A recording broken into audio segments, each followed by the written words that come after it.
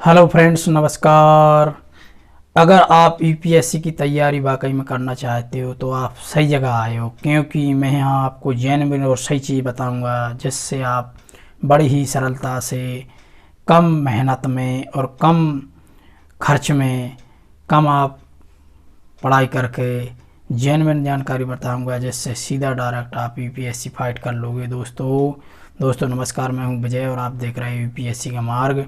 इस चैनल को दोस्तों आप लाइक, शेयर और सब्सक्राइब अवश्य कर लें, बेल आइकन को दबा लें, क्योंकि मैं यहाँ आपको जेन्युइन और सही जानकारी लाऊंगा, वो भी फ्री। अगर आप यूपीएससी की तैयारी कर रहे हो तो सारी जानकारी मैं फ्री में बताऊंगा, किस तरीके कहाँ से और कैसे मिलेगी। दोस्तों आज हम 7 मुख्य वो बातें करेंगे जिनके बिना आप यूपीएससी क्लियर कर ही नहीं सकते। दोस्तों देर न करते हुए चलो उन 7 बातों की बात करते हैं।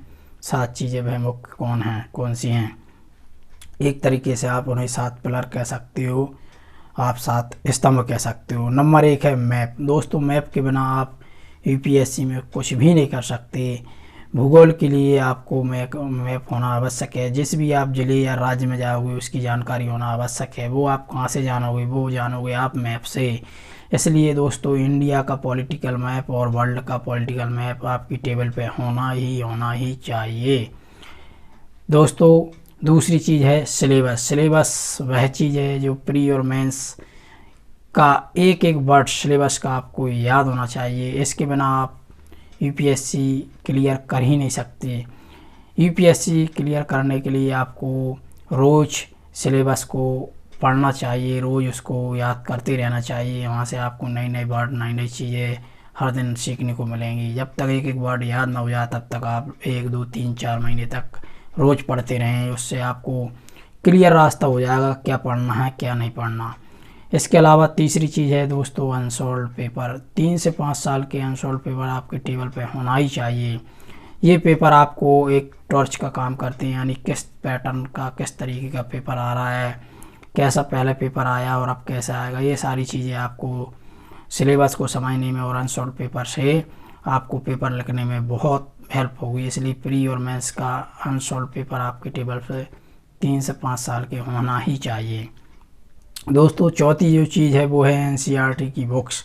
एनसीईआरटी की बुक्स आपका बेसिक क्लियर करती हैं। जिस प्रकार हम बच्चे को उसकी उंगली पकड़ कर चलाना सिखाते हैं, इसी प्रकार ये एनसीईआरटी की किताबें हमें यूपीएससी क्लियर करने में, हमें आगे बढ़ाने में बहुत बड़ा हेल्प करती हैं। इसलिए एनसीईआरटी की बुक्स आपकी टेबल पे होना ही चाहिए। इसके अलावा 5वां है न्यूज़पेपर। न्यूज़पेपर क्या है, जिस प्रकार हम आज न्यूज़पेपर पढ़ते हैं, कोई सा भी पढ़ लेते हैं। नहीं दोस्तों, आपको 2 तरह के न्यूज़पेपर होने चाहिए। एक तो राष्ट्रीय न्यूज़पेपर और दूसरा इकोनॉमिक्स यानी बिजनेस स्टैंडर्ड का पेपर, जो पेपर 3rd मेंस में आपका बहुत काम आएगा। 6वां है न्यूज़। न्यूज़ यानी 2 न्यूज़ आपको ज़रूर रोज़ सुनना चाहिए। एक तो डीडी न्यूज़ यानी दूरदर्शन न्यूज़, दूसरा है रेडियो न्यूज़। ये शाम के टाइम दोनों ही न्यूज़ आती हैं दूरदर्शन पर और रेडियो पर। ये अवश्य सुने, इससे आपको देश विदेश की जो हमारी गवर्नमेंट वाली न्यूज़ है वो आपको यहाँ उपलब्ध होगी, और बाकी न्यूज़ आप ना देखें तो कोई दिक्कत नहीं है।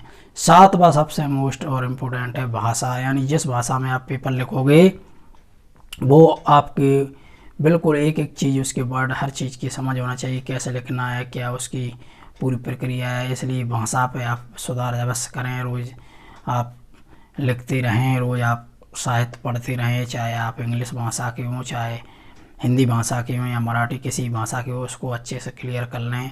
उसकी जो अशुद्धियाँ हैं वो सुधारने की कोशिश करें। दोस्तों आप बिल्कुल विश्वास रखिए, आप 1 साल में अगर इसको अच्छे तरीके से इन चीज़ों को फॉलो करते रहे तो आपका पेपर बिल्कुल क्लियर हो जाएगा, आप यूपीएससी क्लियर कर लोगे। दोस्तों आपको ये कैसा लगा ज़रूर कमेंट में बताना, और आपको और कुछ जानकारी चाहिए या कोई नई चीज़ चाहिए तो वो भी कमेंट बताना। दोस्तों बहुत बहुत धन्यवाद, थैंक यू।